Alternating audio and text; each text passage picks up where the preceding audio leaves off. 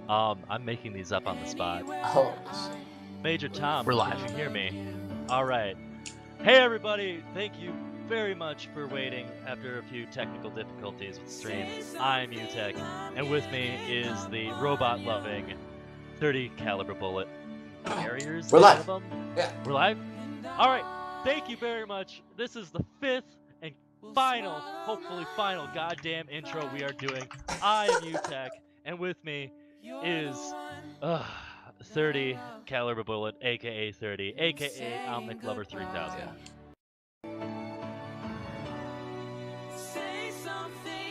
And, well, 30 gonna take Wang Zhang to Li Zhang. Yeah, but it takes a lot of hubris to bring Wang Zhang Tower straight to Li Zhang Tower. You know, that's... When Stony Baloney are going to take Holy Li Zhang Tower. cow. Fuck your home field, says 30 and friends.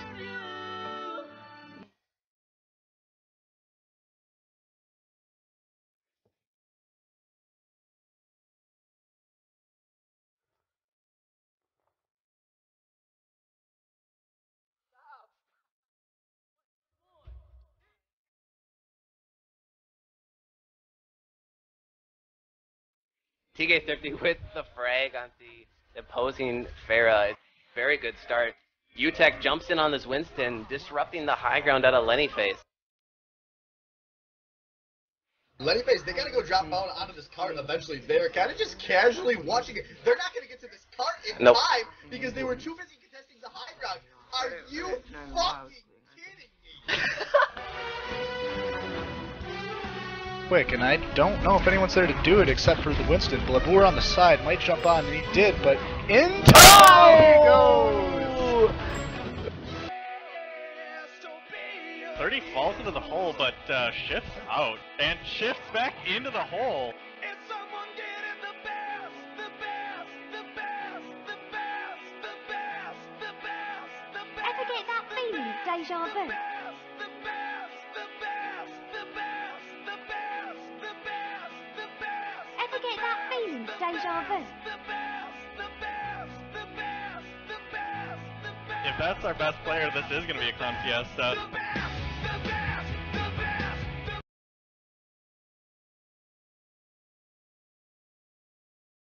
Sound resumed.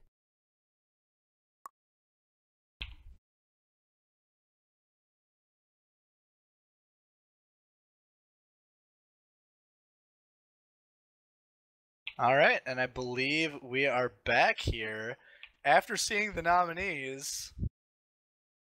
I don't know. It's just so hard to pick just one bad dragon play of the season, and it's even harder to pick two bad dragon plays of the season. So it appears we have a three-way tie. What?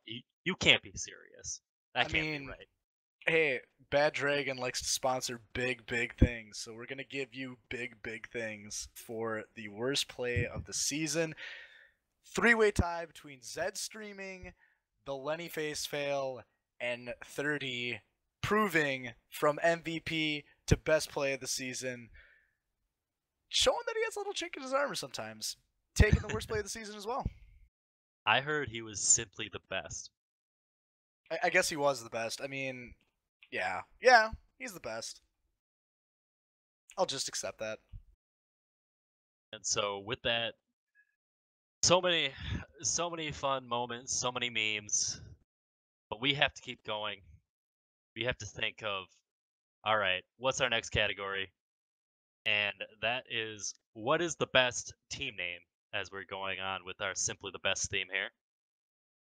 Who do you think it could be? Simply the best. Well, I still think Wang J and Clan ain't nothing to fuck with, but that's just me. I mean, you'd be wrong. It's not Wang Zhang. It's definitely not Wang Zhang. People didn't think it was original enough. I mean, the curly dues on the characters for Lenny Face? Nope, it wasn't Lenny Face. Wasn't that one. I can tell you who it was. All right. There's three left. Which one is it? It was the joke itself. See you in the finals. Oh, the memes. Oh. Although ironically enough, we did actually see them in the finals. They just didn't get very far within the finals. This is true. They're not in the finals. They're in the bracket to the finals, but couldn't pull it all the way. Oh god, I just looked at this next category. Congrats to C in the finals. But the next category is the best Mercy in the league. Ooh, so I don't know anyone who has not been a part of the season that is watching. There's been the biggest meme ever, and that is, who is the best Mercy player out of everyone in this entire league? And I don't know. I don't know what to think. I know it definitely was a contention between you, Gotch, and AJS0. And Yes. you know what? I know that it was already spoiled, but it's not you. We're gonna switch. We're gonna switch the. We're gonna switch what it was. It was supposed to be you, Albino Joe. It was supposed to be you. It's me. But I'm not gonna have none of that. It's It is me. actually AJS0. It's me. AJS0. No, it's me. No. You no. take Click your it. prize. Click in the job. Click in the job. It was me. Take your prize because you are the best Mercy in my heart. But technically, the best Mercy of this league is Yeah, Albino Joe. buddy. Best Mercy. Woo, woo, woo, woo, woo. Thank you, Scotch, for starting the meme. Thank you, AJ0, for being competition for the meme. And thank you, me, for dominating the meme. Oh god, no, put that shit away. I see it on the fucking street. Put that shit away. It's go on to the actually next one. AJS0 is the best Mercy. No. He's really the best Mercy out of this. No. Moving on to the next category. Now that we have all the memes over, this is going to be the final category before we get into the game of Wang Jiang Tower versus Very Aggressive Genji. Most plays of the game. And I think we've kind of been talking about this a lot over the course of the season, who's kind of in the lead for that, you know, where people were. But there's actually a three-way tie for most plays of the game, and the three people were 30, myself, Albino Joe, and Josh Danko. And what plays they were, just from meme after meme after meme. Oh man. But I think I already spoiled this one beforehand. So no surprise, 30, Joey, and Josh Danko. Josh Danko, of course, with the fire plays, 30 with every sort of hit scan available, and Albino Joe with nothing but Mercy. Only reses. That's all it was. Only It was just reses. me bringing people back to life, dude. Call me a fucking lifeguard. But to give all seriousness to, Josh Danko definitely earned every single play of the game that he got. Again, every single time he presses Q, somehow he miraculously kills like 2, 3, or 4 people. And 30 just consistently, you know, shooting things out of the air, out of the ground, you know, pistol or assault rifle, whatever the fuck he has in his hands, he's gonna dominate some teams. Well, anyway, with that, we actually have been kind of gone over time by quite a bit. So with that, we should be getting into the game of the finals which is a Very Aggressive Genji, which has been the 4th seed of the tournament, versus Wang Jiang, the very dominant Wang Jiang Tower, being number 1 seed, having won the regular season. Have they gotten a little bit rusty? Have they not? Are they going to stay on top of their game? Is all of a sudden this new fire that's coming out of Very Aggressive Genji going to pull through and beat the champs? I don't know. I hope not, because I'm on that champ team. So, we'll see you there. Yep, stay tuned.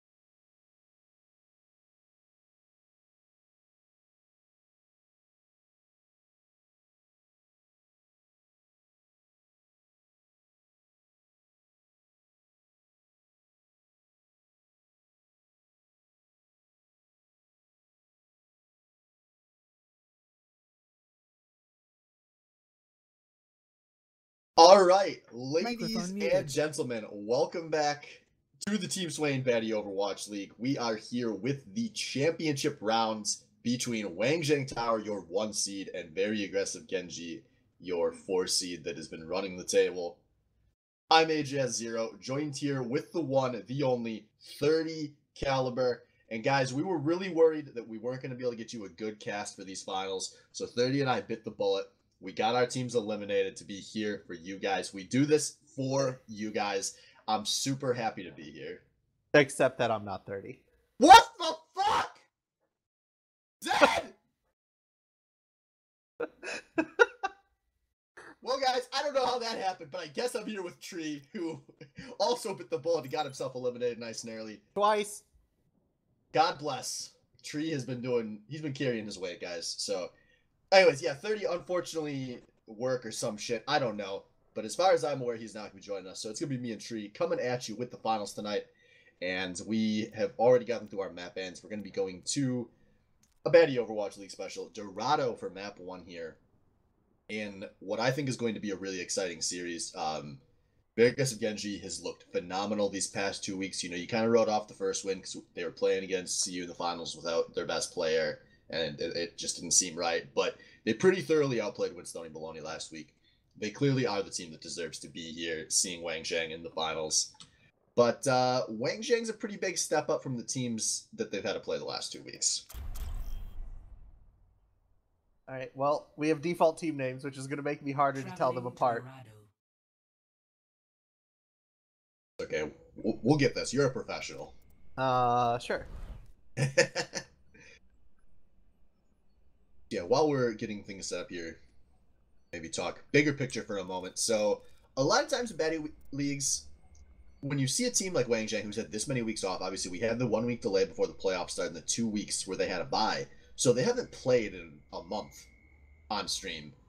And we've seen teams in the past in other leagues where that really costs them early in a series, if not costing them the series outright, because they're just so rusty. I don't expect that to be the case for Wang Zheng Tower. This is the team that all season long has been dedicated to practicing every week. Every Tuesday you see them in their channel. They get the entire team together. They at least play for a couple of hours. And I expect this team to come right out the gate, playing like they have all season. And as they're coming out here on defense, they are not changing things up with any of the patches that have hit. As we've had, I think, 2 patches hit since they last played. So there have been a few things that have shifted in the meta, and Wang Zheng not doing something stupid, Is that not switching off their picks. Is that Roadhog change live right now? Yes. Okay. So, I haven't read all of the patch notes because I didn't think that was going to be live for today. I also didn't think I was going to be casting today. But, So, Roadhog is through, and there's one other change that was through, but, like, Mercy is not through yet. Neither, Junkrat. It's Junkrat and Roadhog got changed. Ah, right. Junkrat has the double bombs. Yes, the double bombs, the faster ult. Alright, So, and we're getting started. Yeah, so we got the big picks here. Chromatic starting on Soldier, think twice on the Reaper, going to be how they opt to start this map off. Wang Zheng holding up on the high grounds like teams tends to do, as these teams just tossing a little poke out at each other. Yeah, fairly standard. We should see them dropping down fairly soon. Utek, we just saw go by. He's fighting Danko. Up Yeah, there. Oh, Philip gets the first blood, and they drop down. Yeah, there we go. Good time to drop as the tank's getting pinned away from their team for a very aggressive Genji. As Wang Zheng Tower picks up the Diva Mech and they pick up Winston. And yeah, they're just picking up everybody. A really good split, kind of divide and conquer there coming out of Wang Zheng Tower. Yeah, multiple different fights going on, but all of them coming out for Wang Zheng there. Yeah, not giving up a single kill, so they're sitting in a great place on Ultikami. Everyone over 60% after that fight. As we do see Josh Danko immediately switches off the Diva onto the Junkrat, which I think could be a power pick in the series. But, ooh, your Pendra getting picked. Utek doing such a great job. And, oh, Super Dive with the snipe on the Flame Strike as well. Just buying their team so much time. And they find a pick out of Chromatic as well.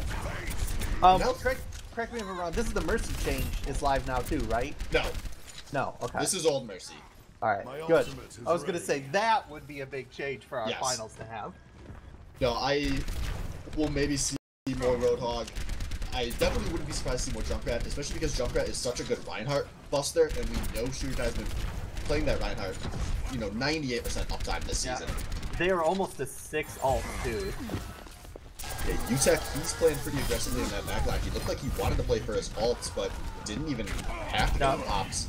Yeah, as he goes down with the ult available, Albino Gio gonna immediately res him. And CK Thrifty down too. Wang Zhang maybe starting to have some issues. This UTech going monkey mode up on top of the roof here, trying to get Chromatic in the attack visor as far away from this card as possible. And he's gonna delay that fight. He's gonna be buying TK Thrifty a lot of time to get back towards this fight.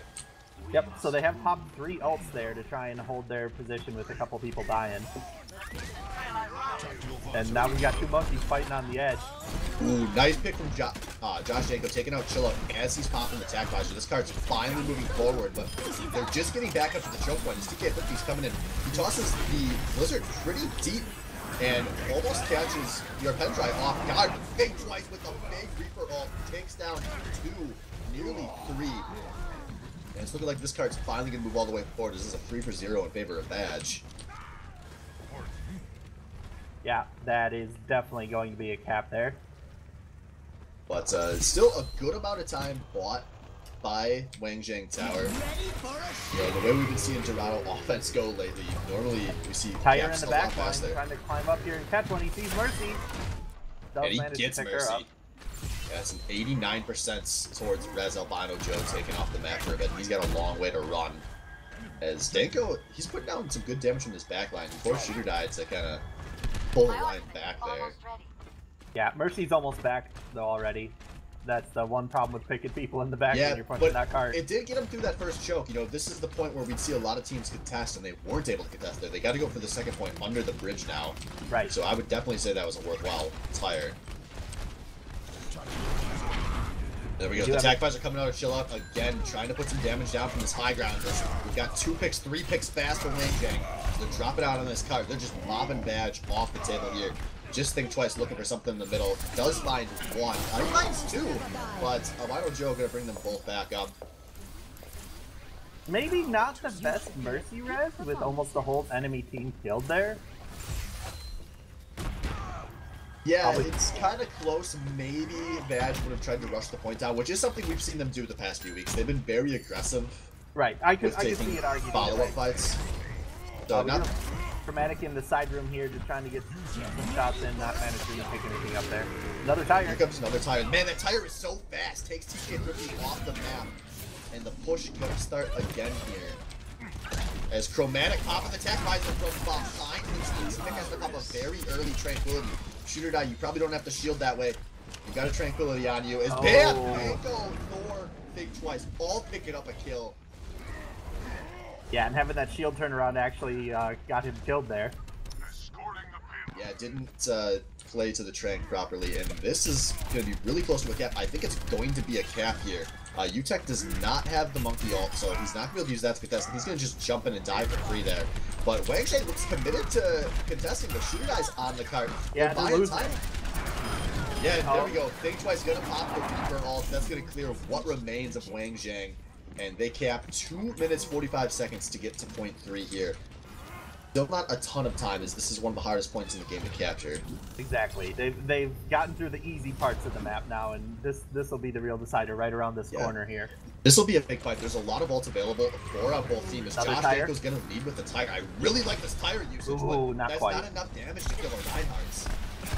Yeah, couldn't get it into any squishy backlines. They all saw it coming from too far away. Man, Chromatic and Danko putting out some good pressure there. A good switch from UTech. They needed the D.Va to answer here. As now we see a big TK50 Blizzard coming out, maybe a little deep, not stopping this cart at all. His TK50 gets killed by Thor in the background. Wang Zhang finally gets onto the cart. This Chillout's putting down some good damage from up on the high ground here. That could have ended up being a really big tag visor. But Crystallized gonna get the one-man rush. Just Think Twice going back up. Albino Joe gets a match just for the iframes. Gets Chill Out. Yeah, just a lot of tempo reses. Nothing huge coming down. A couple of kills going in and out on that side room. Yeah, very split fights. But it's Badge is pushing this card again. UTech finally getting on. They do have TK Thrifty, who had switched to the Pharah, was on the backline before he died. But his teammates were going to have to pop the Tranquility just to survive Thor's attack there. should buy the rest of their team time to get back into it, though, as Chilla goes down in a fight against Chromatic. It's a lot of damage, but they've still got their whole team just sitting there in the line. Yeah, and Crystallize is sitting on his res as well. That's the really big thing here, is Sugar Diet goes down. Just think twice, looking for the reroll off the back line. Now, Minor Joe gonna res what dies, and the ult coming out of UTech finds one. There's a lot that Crystallize only able to get 2 of the 4 that died there. Brings up Danko and Thor. Yeah, they're maybe looking okay for Wangjing as they're finally pushing very aggressive to get back. To get them picking off, think twice, they pick up 4, they pick up 4. A nice back by and maybe 5, he's going for it. Can't quite pick it up before he backs out. That's really bad for the red team here because they now only have 30 seconds, 1 more shot, and if they blow it, that's it. Yes, but they do have ult, and Wangjing is not sitting on anything. They've already got the Tac Visor, they've got the Tranquility, and now they just got the Monkey ult as well. And there will not be ults at the start of this fight for Wangjing unless they get some good shots off here on somebody that's close. There should easily be able to get hurt with a couple shots. There it is. But Chromatic gets picked off. That was not the man they could afford to lose. The best player on Very Aggressive Genji goes down before the final fight here as they're popping all their ults. A great sleep, and now TK13 popping the Rocket Rush into the Tranquility. That was not good, Jim. You cannot afford that ult right now as the ults are all coming out. It doesn't end up mattering. As Wangjing wipes off Very Aggressive Genji. He actually did ult into 3 people, but Shooter Die pushed them all out of his way. And behind that bridge up there. Switching sides. Well, sometimes you just get hit with the rough shit skill like that, but it doesn't end up costing them. At least not in the ultimate senses. They do not have to push all 3 points here. And Wangjing has typically been very good on attack. I mean, they've typically been very good on everything. I guess I won't say they've typically been good at anything, because they've been good at everything. And I feel like Wangjing, they can go into any map thinking, alright, we just gotta win on offense. And they feel pretty content with that. So, we'll see if they can start this as fast as they started on the defense. As we see some pretty drastic switches coming out of Very Aggressive Genji. But I'll wait till they leave base, I guess. The one pick I want to talk about after that first round was Josh Danko on the Junkrat, which I think is a really excellent pick after the changes. And I think is especially excellent when you know the enemy team will at all times have a Reinhardt. I wouldn't be surprised if we see a lot more of that tonight. Yeah, Junkrat, like, you know, decent character before, but just so ridiculously good with that second charge. I guess, so for those of you that maybe don't play a lot of Overwatch, I know some of you follow the BOL, but you suck ass at the game. So the reason Junkrat works so good as Reinhardt counter, Junkrat has like the craziest DPS in the game in a perfect scenario, but it's really hard to consistently chuck those bombs into somebody. And that Reinhardt shield, like, you can't really miss that. So it is just a great Reinhardt shield buster. Well, the other thing Junkrat has going for him on maps like this, around these corners, is because Reinhardt always has his back to a wall, and you can actually bounce them behind him. Yeah, this is also specifically a very great map for the Junkrat. Yes. But, so we've got the pick set up here on defense here. Thor switching over to the Reinhardt. He was playing it a bit last week. It wasn't going super well. But we do have your Pen Dry on the Symmetra as they're solo healing with Crystallize on the Mercy. Danko playing the Soldier here.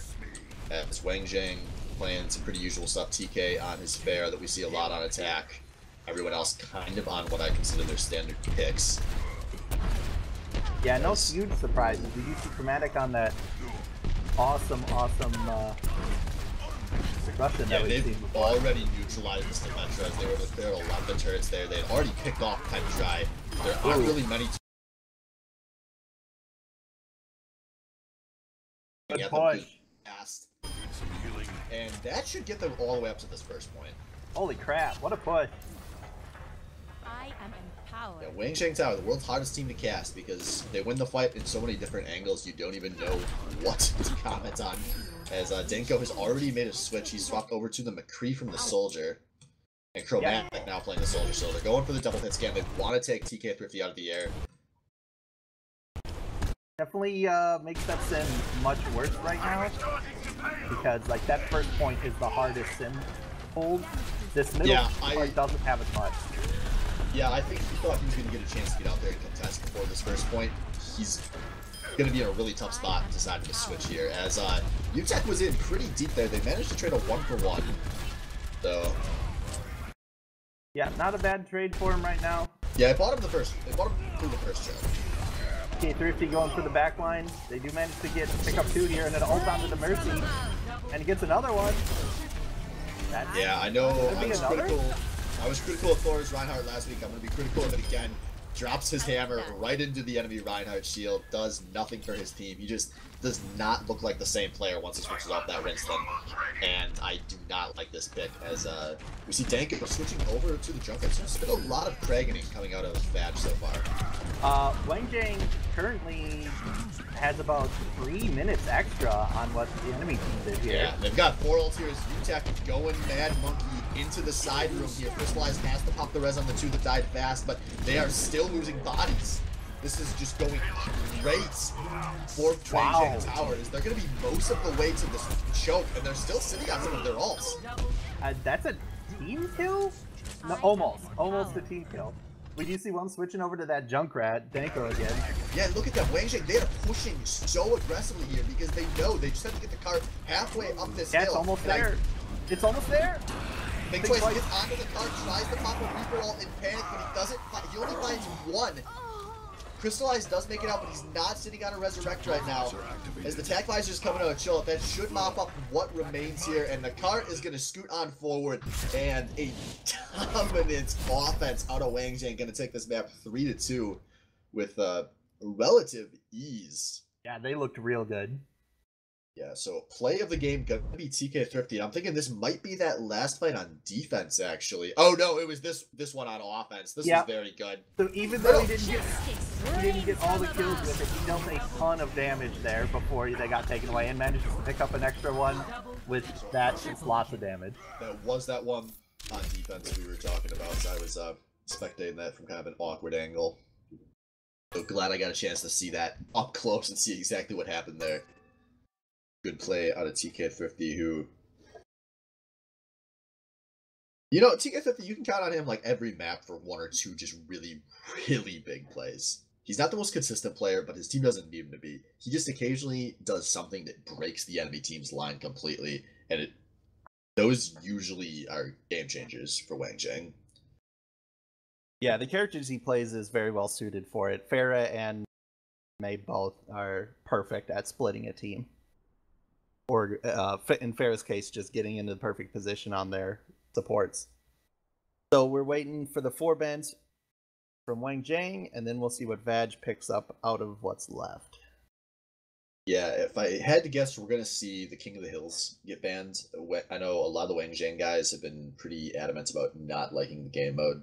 They just feel like it's the one where the least has to go wrong for them to just lose a map outright. Yeah, it's also the one where you don't necessarily need a ton of coordination to win it. It's a lot easier to break down into multiple different fights when, you know, the run backs are always the same and you have people spread out more usually. Yeah, and it's really strange to me because when that situation happens on a payload map, we see Wang Zhang play around it super well, but for some reason, they just don't win as many fights when they're on King of the Hill. I don't know if they just have a harder time playing around a neutral point or what, but when your biggest struggle is that you've lost 2 games all season on one of the game types. And so it's not actually going to be that. They're only going to ban Li Zhang, which we know at this point is kind of a meme map for this team, but they're going to be banning 3 of the 4 2 CPs, leaving Anubis open. Yeah, I know they did manage to win on it last time they played, but I don't know if this is because they've always lost Li Zhang against Vag or what the deal is there. Well, they've lost. Li Zhang is the only map they've lost multiple times on this season. They've lost 2 games on Li Zhang, I believe. Okay, Vag so even though they won, finals. they don't want to chance it. That makes sense. Yeah, no surprise on the horizon. It's just, I guarantee not a lot of people have played it a ton. I can't wait till next season when we finally get a game on Horizon. Or next season when we finally get a game of Doomfist. Oh, I'm not excited about that. Doomfist will be way different by the time that rolls around. That's true. Actually, I think his nerfs might be through as well on the current patch live. Oh, so they did leave 1 2 point open, and they took it. Yeah, gonna be Anubis, which I believe Wang Zheng has played a few times, but I don't have my notes up because I am a badly prepared caster. Now, But everyone but I'm pretty sure they picked this map, and it's been bad for the teams that play on this map because you get to see that typical Wang Zheng domination, but they get to win a map in the span of 90 seconds because it's a 2 CP. Yeah, I think definitely echoing what Cal said in chat is their defense is definitely usually more coordinated, which 2 points is perfect for. Yeah, so looking at how we're going to start here, we have... so it's going to be... Okay, this is what I was hoping for Badge's sake, that they get to start with defense here. I just think mentally it'll be a lot better for them to start off as the team on defense. Because I think there's a good chance we're going to see a very fast push coming out of Wang Zheng, and it can be very intimidating to have to match that from the get-go. Merry Christmas!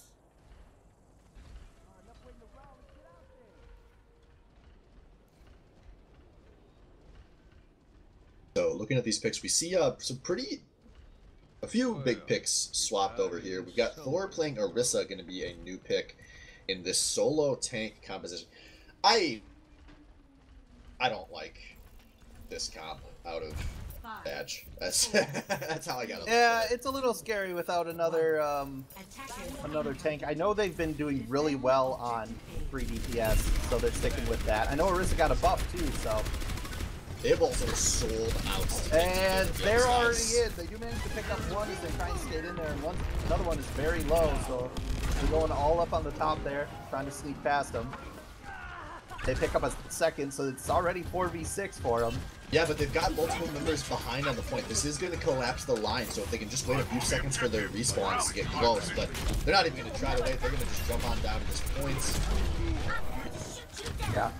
And that's going to be only 3 left alive there on the side, but that if they can stay alive up there, that should make it easier for them to get in. But now there's just 2. They're just dropping on the side there while they try and group up. Already a fire. Yeah, a nice tire going to come up, take out T-Mic. That looked like some awkward coordination, like Wang Zheng didn't really know what they wanted to do. As we have had to switch Chromatic, switching off Soldier onto Widowmaker. Pretty good on this first point, on this whole map actually, just it's so open in general. Yeah, and it keeps with the trends. They're clearly treating TK Thrifty as the biggest threat, as he's gonna be in for a bad time on Pharah against the double hit scan Zenyatta comp. And they are back. Yeah, getting a bunch of bodies onto the point here. This is just one of those chaotic point fights where pretty much shooting whatever's close to them, but we see a lot of the Badgers die in here.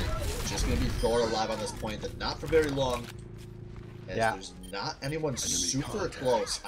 There's not going to be a contest here coming out of Badge, so it took him almost 3 minutes, but... Or sorry, almost 2 minutes.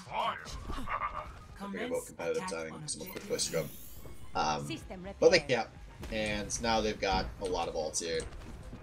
This can definitely be a tough point to crack, but 6 minutes is a lot of time to go at it. Yeah, and they've got, with the Winston and the Pharah, they have a lot of ways to do this. They have a D-Bolt in a second here as well, so Utek's jumping in. He's just splitting this team in 2 for the rest of his teammates to come in. We've got the Pharmacy coming up, and they lead with the Rocket Barrage. Not a good tactical choice. As we see a lot of members die, but Albino Joe bringing them right back up. Gonna miss the rest of shooting though, so he's solo moving on the Mercy. And they're just now getting their first pick, but they have no heals available. So Crystallize brings Chromatic back up. Looking like a good fight for Badge as they hold this point. Yeah, and they managed to get that Orisa down in the back there, and that gave them a bunch of damage boost. Yeah, I did not like TK Thrifty leading with the Pharah up there. You really... In coordinated play, you can never lead with the 1v6 hero Pharah ults. And that's kind of what he tried to do there. They had Utek breaking the lineup. All they had to do was have Shooter die, run in the front door, and then TK Thrifty could wait 1 or 2 seconds into the fight. He drops an easy Pharah ult Yeah, he had everyone's eyes on him when he pressed that, so he just got Yeah, he picked up died right away. immediately. Oh, through the mercy heal. Him actually He's going gonna go down down. again. Looks like that was the nice Marissa gravity into a Junkrat everything combo. Yeah, Junkrat was just laying down the hurt, just in general in that area zone. But for what it's worth for Wang Zhang, there are 2 ults available on their end, nothing available for Badge, as we see. I'm not too sure where they want to attack him, as they're now finally setting up a front gate here. They're maybe just looking for some poke to get close on some ults. Yeah, they scoped out the left, that didn't work. Now they're in the middle, and actually they have their Zarya down underneath, so they're pretty much committing to this. Shooter Die is actually on point jumping in, but he dies right away. A lot of ults coming down. 4 kills for him so far. This might be it. No one's on point. Heroes never die. And Yeah, Albano Joe, Rez is the one man they lost. It's just Crystallized. He's coming out of spawn, but he's not going to get there in time with the Rez. And despite all the things we criticize Wang Zhang for, they still push both points in 4 minutes. Yeah, that was a very convincing fight at the end there. It looked a little haphazard when they started because I think Shooter Die actually got Junkratted into the enemy team, but that just lined him up for a great charge, I think. Oh no, he died before he even got it, so they won in spite of that. Yeah, I didn't really catch how Wang Zhang got their entry there. It just happened. Suddenly they were on the point, and Badge was dead. And like we keep saying, that's just Wang Zhang does that. They outskill you within fights. So even when they don't have things perfect, they can still pull fights out of their ass. Kind of surprised not that's tough to beat. Surprised not to be seeing Pendry on Symmetra.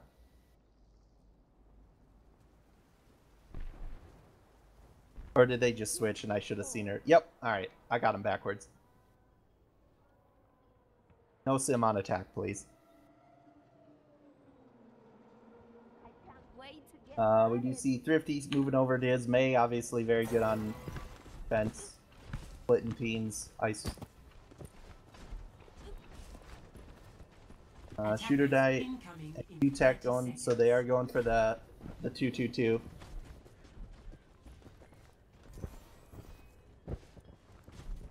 Yeah, once again, nothing too crazy here. I mean, Utech's playing the D.Va instead of the Winston, which has kind of been his most consistent fallback, but I still think if you're bad, that's one pick you're happy to see, but one pick you're happy to see isn't enough to win you fights. They're going to have to play these well, and they're going to have to play them fast, because they got a potentially long map ahead of them.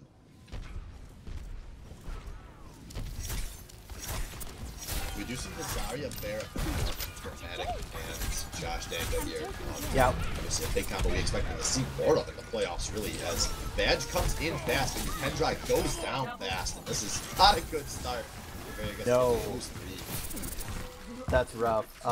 Yeah, they at least do have the bread and butter Pharah combo. Group them up, light them up. So obviously what we're expecting to see a lot go down once they get their ults up, but that's Chromatic falling as well, so they're going to have to wait and group up again before they can get this push in. Danko just taking pot shots off the top.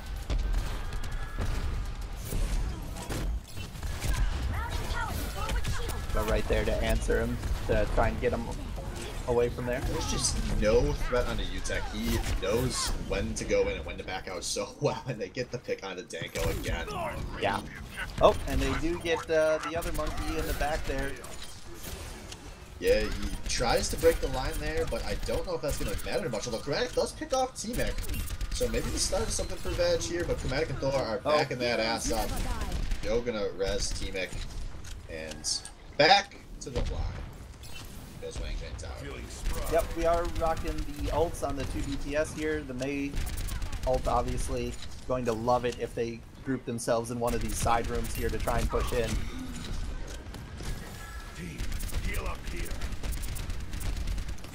Yeah, we're still pretty far away from the Graviton Surge. Only at 62 is Chromatic. There comes the Mei, and that will hit in that little side room, so that's going to be a real problem for a lot of them. Yeah, they trade 2 for 2 though. Not what we expected. As Crystallize didn't bring Chromatic back up, so this is a man advantage. As Josh Danko dropping the rock crush. Doesn't find any kills, but we did get Thor onto the point to start capturing this. Albino Joe going down to the Mercy duo with Crystallize. So this is actually looking surprisingly good for very aggressive Genji. As we see Shooter trying to buy time. Oh, God. Nice hammer. The ult finds 3 as Utek and Shooter the 2 tanks saved the point there. What a great play. That was perfectly timed, so they could not dodge that at all. Yeah, that was just... These guys, this has been the best 1-2 tank combo all season. And they come through when they need it there. That looked like I thought that fight was lost. I did too. That was such good use of their ultimate. And that's a rough one for Badge, although Danko does switch up there. He's onto the Diva, so they're running a 3-tank combo now with Think Twice their solo DPS. This is a bit of a change up. Yeah, the 2 tanks trying to come in on the right side here. They getting very close to her ult, but Azaria coming in to group them. Tranquility in the Graviton that a lot of people ended up in there, and we see a lot of members of Badge going down here. Attack Visor coming out at the end, how to chill out to pick off what remains of the Badge. As a kind of a tilted looking Tranquility came out of pen dry there. Not ult I would have popped in that situation, as they are now looking at just their res here for this last push of the game. Versus a lot of ults going to be here for Wang Zheng. They have 3 now that Utex is available. Yep. And depending on what kind of charge Shooter Die gets, he might be able to pick up an ult real quick. And another freeze coming in on that side rune, going on both tanks right now. Oh, another person sneaking in the back. Chromatic trying to get anything there. Doesn't actually pick up the Mercy. Yeah, both the healers are down for Wang Zheng, so this is going to be the chance for very aggressive Genji if they get anything. As there are a lot of really low health bars. Hammer down, not going to accomplish a whole lot, but Shooter is still swinging away with what he's got. As the default getting dropped here, Utek finds Thor. That's going to be it. Oh, Crystallize! Crystallize in with the res. Now his team has man advantage here. Danko goes down. And they're just trying to force it. He's just sitting. I'm worried Crystallized by the DC there. Yeah, that did not look good. I don't know. No, he was no trying one's to calling hide. for a pause, so I'm not sure. But they're still fighting for this. Chillout's the only one left on the point. But the team is filtering in. Crystallized did just leave the game. That's unfortunate. Attack visors. Oh man. What a fucking horrible time. Yeah, that's rough. But looking at what we've got, there was a lot of time bought for both teams there, so we're gonna have close to maybe a 4v4 or a 5v5 on the point as soon as we unpause this. And let's take a glimpse at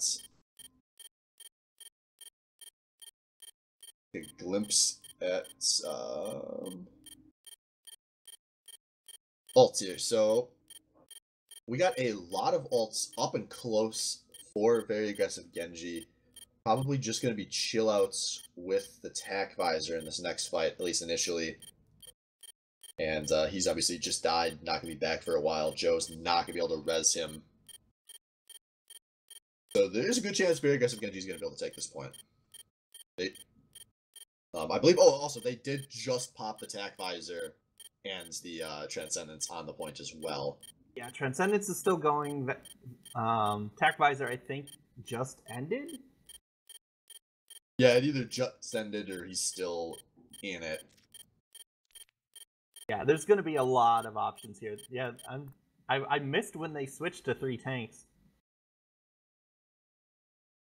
Yeah, Danko was not feeling effective on that Pharah. I wouldn't be surprised if they were planning for Chromatic to swap to a DPS in the future, but he had a Graviton at the time, so they obviously weren't going to swap at that point. As we got Crystallized reconnecting onto Overwatch right now, so just be a minute here. Yep. Zed, don't forget to turn your sound back on when he does get back into the game. Microphone activated. Yeah, this is going to be... I have no idea which way this fight's going to be, because both teams have at least 3 people on it right now.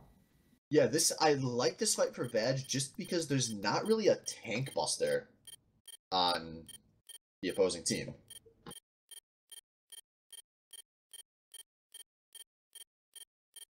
So, Alright, we do have him back in game, giving him a little bit just to make sure he's good to go here.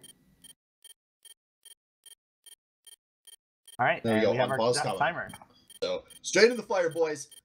Transcendence still ticking away as Vag gonna get a nice graviton of what remains of Wang Zhang Tower, and they're all falling down in it. This should be a clean cap for very aggressive Genji. Yeah, Thrifty the last one going down there, but they had 5 people there. Think Twice already going up to harass and make sure no one gets on it. So they do cap that. They are already guaranteed to have a lower time than the enemy team, but yeah, but now they can play to keep it close. Yeah, if they can cap it pretty quick here, their times will be very similar. Oh, that freeze though, that's getting a lot of people there. Yeah, and Josh Danko's Diva ult in the backline doesn't get anybody as Wang Zhang playing this very far forward now because they can. Tank Visor coming out and Chill Out, trying to pick everyone off here as Danko's not able to eat this one up, but no kills for Chill Out there. As TK30's kind of keeping the whole team back by himself there. Yeah, that was a very good series of plays there by TK30 in order to kill a couple, freeze them, and keep them in place. Yeah. Despite hammer down, Shooter Guy drops a good hammer there. Oh man, they're gonna wipe Vag out here. Yeah, they managed to pick up 4 there with 2 tanks being the only people who get away. And a really good swap on its TK30 going over to the Reaper off of that Mei. Mei has been good, but they need the tank buster against this 3 tank. And that was kind of the swap I would have expected to see counter it. As Vag looking like they maybe want to push. Oh, they had 2 down, but then they lost 2 themselves. That's probably going to put a damper on these things. It's Crystallized popping the rest, so maybe not. I think they will want to keep pushing, but this is going to be a 6v6 on the point pretty fast here. Oh. As Shooter Guy is looking for a charge and doesn't find it. Yeah, when you res like that, you have to go for it. And Attack Visor coming out. He's real low, though, so I don't know if he's going to manage to get anything here. A lot of damage. Doesn't find anything as this fight gets split in a lot of directions away from the point, but here comes the Graviton out of Chromatic. It gets a lock and it's going to die. Coming up from UTAC doesn't find anybody, but bought some time as this Tranquility coming out with only Chromatic to heal. Your Pendra and Chromatic trying to 2v3 on this point, and I don't think they're going to be able to do it. Yeah, that's going to be rough, and they're going to die outside of their team. That's going to stagger them for a bit. Yeah, they're hunting Chromatic down, definitely. Oh, Mercy doesn't manage to make it there. Nope, they do manage to pick him up last minute, and then all retreat. Yeah, that's a nice pick this late in the game with the way timing is looking. That's the kind of pick that might take an entire extra fight off the board for Vag. Yeah, so TK Thrifty switching over from Nate onto the Reaper. He's ready for the drop here above, but oh, they knew. They definitely knew. But instead of giving up his position, TK30 just calls in some friends, and he is holding this high ground. Yeah, he doubled down on it. He's waiting for that drop. Completely hidden at this point.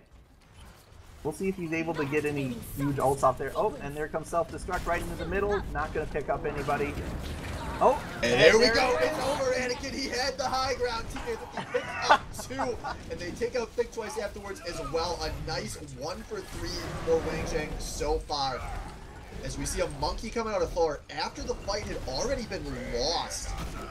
They maybe wanted to save some ults and play this for the final fight as they're all dying in and around the point here. Danko down.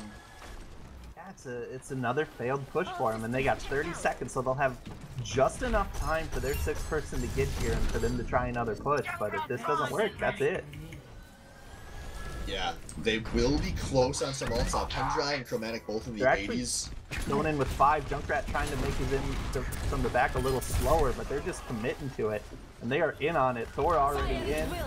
There comes the grab down, but a great counter Tranquility on teammate as both of these Tranquilities coming out to this fight shouldn't start with anything as Danko has made his way onto the point. He's playing up, but Shooter Guy brings the hammer down, gets as many as he can, and it's killing a lot of dudes here. Crystallized, Danko both down as Albino Joe bringing the TK50 back up, and this is looking good for Wang Zhang. as the final no shot way. coming out just pulls people off at the point. But that is going to be it. Wang Zhang winning 2-1 on Anubis. Yeah, just using their ults at the last second there. Play of the game going to be chill outs. This is going to be the last play here. Oh, I think this was a different one actually, but lots of damage coming out from that attack visor. And gonna pick up one more for his team, just clearing them out.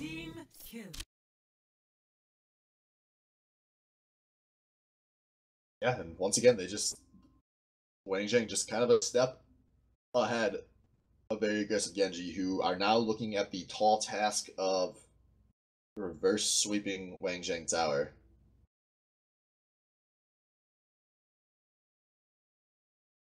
Yeah, that's definitely not a position you want to be sitting in here.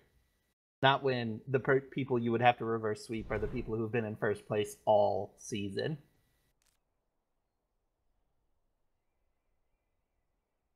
So we will see 4 more bans coming out from them. Wouldn't be that surprised if we saw the same bans come out.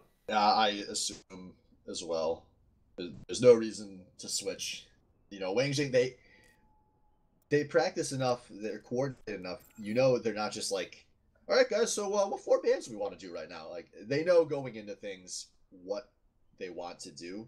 And the thing is, no one has ever been able to really shake Wang Zhang to the point where they have to go to Plan B. They've been able to use Plan A all season because they've been winning so consistently. And so I assume we're going to see Plan A yet again from these guys.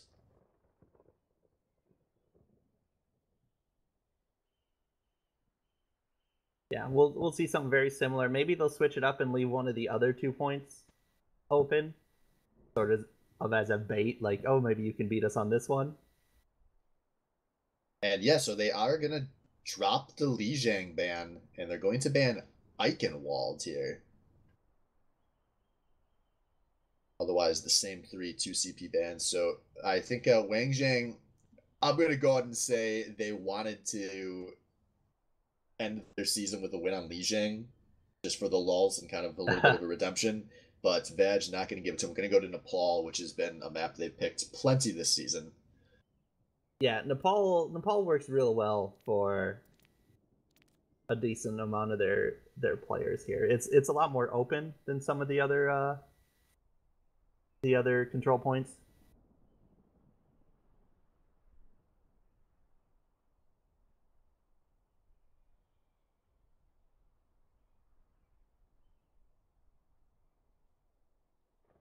Alright, so it looks like we're just waiting a moment for a bathroom break here.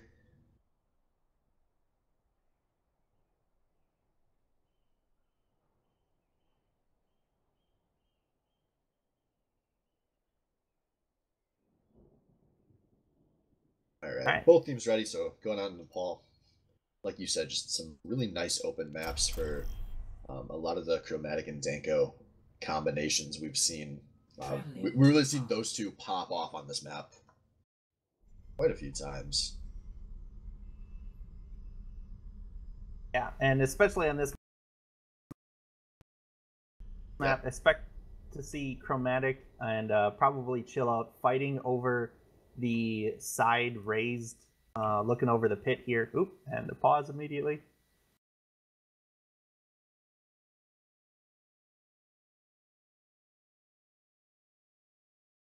Albino Joe having some issues.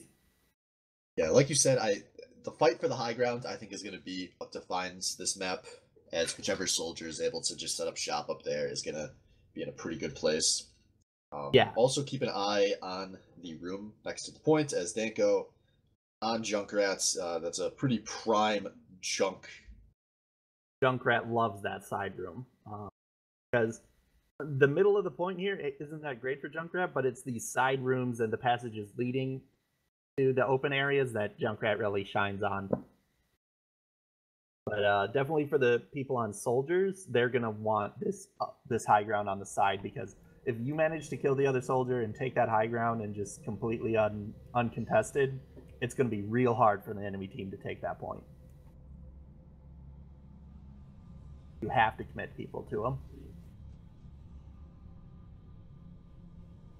looking at these hovers, if they stick with this, and yeah, it's going to be Chromatic on the Tracer, so a pretty drastic switch up coming out of Wang Jing, or sorry, out of Very Aggressive Genjis. They're putting Thor onto the Zarya for their solo tank here. Meanwhile, more of the same coming out of Wang Jing Tower. Zarya's a very manly pick for a solo tank. Yeah, something we've also seen Thor play a little bit of. Once again, I haven't been sold on the pick.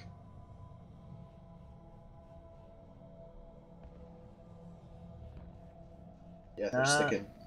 Yeah, with still, it. and no Genjis at all yet tonight. We got one team going high ground, one team going to the side room. Gonna be peppering each other with shots until they have to fight over that point, it looks like. So we should see things explode in about 5 seconds here. Yeah, Utek the first man on the point. He's actually gonna give that up, jumping all the way onto Badge's asshole. Yeah, he does manage to get one, but he goes down for it, but it was a healer they got for that. Think twice trying to stop that, but he gets almost booped. He is on the point now. Him and Chromatic trying to hold this They down. step off for just a split second. This is going to be a cap going over, and there they go. They step off for just too long. Despite not fully losing the fight, they do lose the point. And now it's looking like they might lose the fight with it, as Danko trying to rain some Junkertown up from the ledge. Yeah, just 2 healers on the point, actually, so they might be able to pick these 2 up. Oh, and Utek finally in there to help out his healers. And TK Thrifty on the Pharah in the air. Oh, Tire coming in. That's going to be very fast. Oh, I thought that was going down the pit. Into the room, and he's going to get 2. That's great. TK team trying to hold this point here, looking for boops, and they're going to get 2 kills there, actually.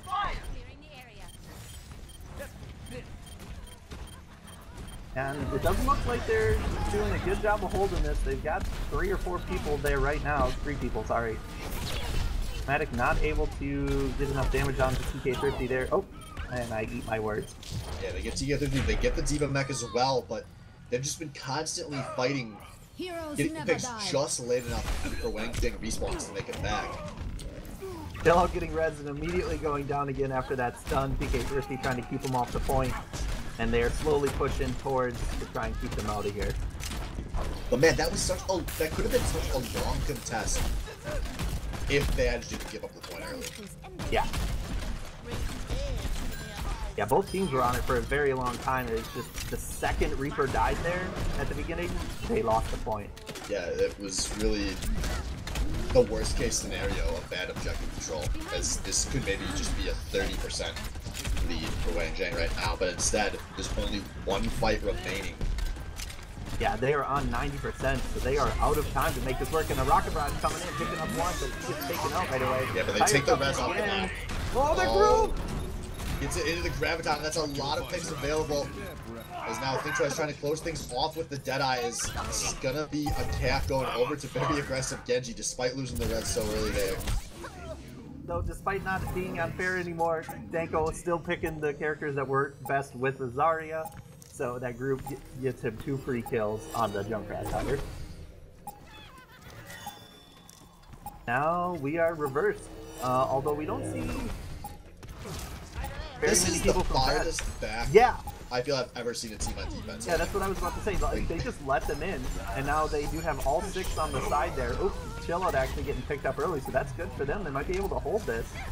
Utek very deep, so they might be able to pick him up with a good stun. He does jump back into his team. Peter Die on the point, contesting. Yeah, Chromatic putting down some really good damage on this point, as now Shooter Die gonna drop the selfless drop, doesn't find anybody. As T-Mix now dropping the beat, this is looking like a commit, as here comes the Tire. Will he find more? He finds T-Nick. Lots of kills, and Utek's now one of the last alive until Albino Joe reses a bunch of his teammate. Now they are back in it. Constant contesting.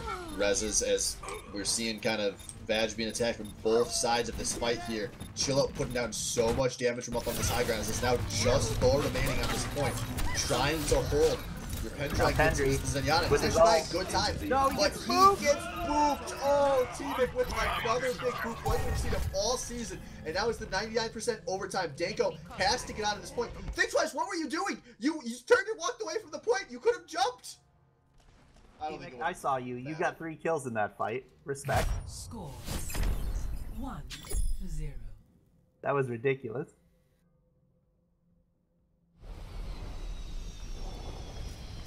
And yes, in case anyone is wondering, we have switched to best of 5 as beginning today, probably, with the new competitive season I think starts today.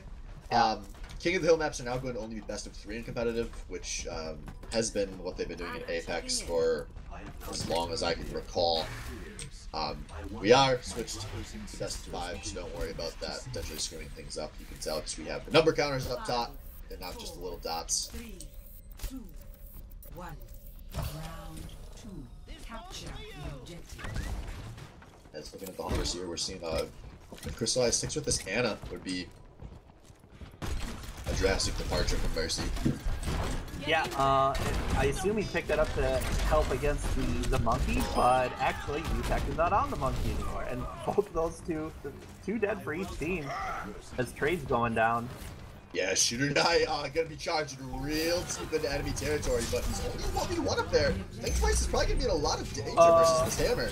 As the rest of free range to just walk into this is embarrassing. This is absolutely embarrassing for Vegas Genji. This is not the team that was playing the last 2 weeks. They have no idea what the objective is, and for the second map in a row, they give it up for absolutely no reason. As they are still in a good position to pass. No, they're not. They're not. Not at all. Yeah, they managed to pick up 5, if not all 6 there. All 6 just staggered. And they got a good start towards their ults. Crystallized switching off that Ana back to the Mercy. As Wang Sheng not really holding too far forward, so Badge will be able to make their way in the point here. As Chromatic, he is up on the high ground, looking to deal something. Yeah, I assume that Ana was specifically for the monkey, and when they saw he didn't have the monkey, he switched off to the Mercy again.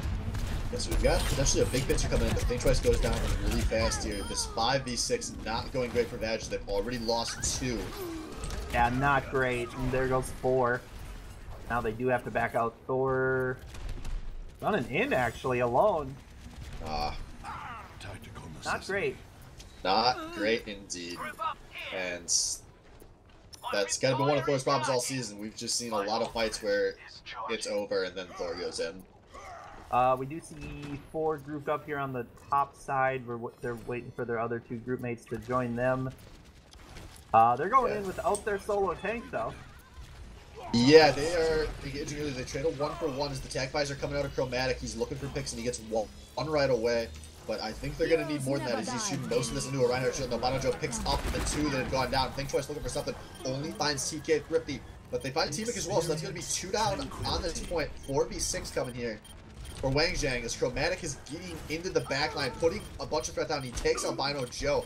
Shooter Die with his back to the wall, trying to hold this point by himself momentarily as Zutek gets there to back him up. But this is gonna be a cap for very aggressive Genji at the last moments. Same thing as last map. They wait until 100% and then finally cap it. Let's see if they can hold it this time. Yeah, there are a lot of ults available here. 4 and 3 currently. Not a lot of room for error. As it looks like Danko opting for the early tire instead of the late one. Good speed. Alright. Pops. Wasn't able to get anything out of that. They are up to 25% now on this. They're coming in on the left side. They're split, actually. TK Thrifty going in the right, try and flank them around the side there. While the rest are going in left. And Albino Joe gets picked out. Yeah, and Wang Zhang not in a great position to fall back here. It's looking like they're willing to commit, and they do end up getting a pick on the pick twice. Crystallized does have a res available, so I assume we're going to see that in a moment to bring up his 2 of his 3 DPS, and there it is. We got a 5v6 Fire at will with us. Farah ulted to 3 people, 4 people. Oh, TK Thrifty with a huge barrage in a fight that was not looking good for his team, and now Wang Zhang pushing out at this point. But a big tag buys are coming out of Chromatic, and despite things looking good, I thought they had that. Same. I must have, because I was looking at the ult, the rest of their team, except for Farah and Mercy, died while TK Thrifty was killing 4 people. And it's looking like Wang Zheng, they want to push this tempo as UTech getting onto this point. They want to do something in the chaos here, and there's no one for Bash on the point. Just Thor currently. Yep, and now they're all stopping on and grouping in. TK Thrifty taking out Danko there. Oh man, the early red. Chill outs. Health bars are dropping so fast for very aggressive Genji. This is not looking good. Yeah, it's a straight melee on the point now at this point, just trying to hold on to it, but they get pushed off for the most part. Chromatic trying to sneak back on. He does manage to get in, but he's not going to stay alive very long against all of them, and that's going to be a recap. Rocket Barrage going to secure it for him. No one else is going to make it in time? Doesn't look like it's... We're going to see, think twice. He wouldn't have made it anyway, so he just presses alt. The silly Deadeye there. And so, here we are, very aggressive Genji, needing a reverse sweep on Nepal to begin the reverse sweep of the finals. The double reverse? The absolute worst position you could be in. It's my privilege. And the tough thing for them is you don't really know what they can do. They've thrown so many different combinations of picks against the wall. I guess, and they can bust out the one thing they have not tried, and that's going to be Chromatic on the Genji. I was gonna say, I'm surprised it took us this many games to see a Genji out of him. Yeah, I think he's really afraid of UTech on the Winston, and I don't blame him, but... Yeah, that's absolutely fair. Like, picking a Genji into, you know, one of the better players at this point in the league and having that better player be a fucking Winston really sucks. Yeah, but at some point you got to go back to he's already over there looking for him. Yeah, it's going to be a rough day for Chromatic on this Genji, actually. Probably going to get hunted by the monkey. And point unlocking in 1. And only blue team's on it right now. Yeah, Danko, the one guy knowing to just get up there and give his life if he has to. But he hasn't done so yet, and that did buy his team a lot of time to get to this point. Everyone's just chucking damage in from whatever angle they can find as they're kind of pushing the line of Wang Zheng back here. As this is looking kind of good. Oh, but up, you got that so early. A tire Danko only finds 1. As we're down to not a lot of members remaining on either team here. Chromatic buying time, looking for a pick here if he can find it. Yeah, and he's just using his mobility. He does pick up 1. Oh, it gets him Dragon Blade. Almost does get the Mercy and picks up Shooter Die, and that's gonna be it. I think that should be a cap here for very aggressive Genji. And look at that. All you gotta do is contest the goddamn point at the start of the map. And look, it went great. Yeah, Chromatic full on saving his team the cap there on that Genji with that blade. Yeah, now his team despite capping the point, not in a great place in ult economy, as there's a lot of really high percentages on the side of Wang Zheng Tower. As TK Thrifty is kind of looking for a flank play here, but he's going to just go down for free. As UTech has popped the Mad Monkey on the point with the Tranquilities both going down nice and early, but your Pendrai not able to save anybody with his. Danko with a 2-man tire though, maybe saving this point for his team, but I don't think it's going to be enough, and no, it will not. Yeah, that was unfortunate. He popped that entire right, like, as 2 or 3 of his team died, so he was just sitting out in the open, and he does manage to pick up 2, but it doesn't matter. Yeah, just a lot of ults came up in the course of that fight for Wang Zheng. They're still sitting on the hammer down, and they will probably get a Reaper ult as well. TK Thrifty finds a couple people up on the side there. And UTech is going deep for him. Crystalline's gonna res just to try and save that, but again, just more people going down. And UTech harassing the healers in the back here. There we go, TK Thrifty dropping the Reaper ult, but doesn't find anybody. Oh my. UTech killed both their healers. Monkeys are scary, man. Next time I go to the zoo and I see the gorilla cage, I'm not gonna fuck with those guys anymore, you know? You don't know, because you play fucking DPS. Well, you should know. Monkeys are scary, man. So we see very aggressive Genji pushing back on this point, but they've already lost a lot of health bars. They do take out Chill Out really early, though. He does have the lead blade again, here it comes. He's gonna drop it. No joke with the 2-man res. But now Think Twice clearing the area on the front of this fight. You can see a lot of members dropping on very aggressive Genji, a few members dropping on the other side. And both teams have a couple people left here, but they're still able to hold this fairly securely. Oh, hammer down, picks all dropping the hammer, going straight to the healers. Chromatic going down in the process too, and bam, 4 kills. And this is gonna be too late. It's just Pendry and Think Twice alive. They have to Tranquility just to get on this point and buy time. They gotta hope a bunch of mouse drivers stop working on the side of Wang Zhang Tower to take this game. As I don't think anyone's gonna get here in time. Chromatic trying to, but he dies in the process, and that is gonna be Microphone it. activated. GG. Wang Zhang Tower, surprising to no one, going to be the Baddie Overwatch League Season 3 champions. And one last time, folks, the play of the game gonna be a consolation prize going to Josh Danko. You know, had some great tires over the course of this map. Just went right into the Graviton, as he's gonna chuck a few in there as well. And I was so jealous because I haven't played New Junkrat. That tire went so far off that jump. That's so fast. yeah, dude, New Junkrat's gonna be very good, but unfortunately for Josh Danko, that play of the game, you know, kind of like his play of the game highlight intro there, hitting himself in the nuts. Pretty much sums up getting the play of the game on your elimination map. But still a hell of a run for very aggressive Genji. I think we are going to pull in the winning team real fast for our typical end of season interviews, or we're going to just go raid their channel. Channel switched. User joined your channel. Wait, what did he say? And so we are here with the championship champions, Wang Zhang Tower. Oh dear. Championship champions. Congratulations on your championship, boys.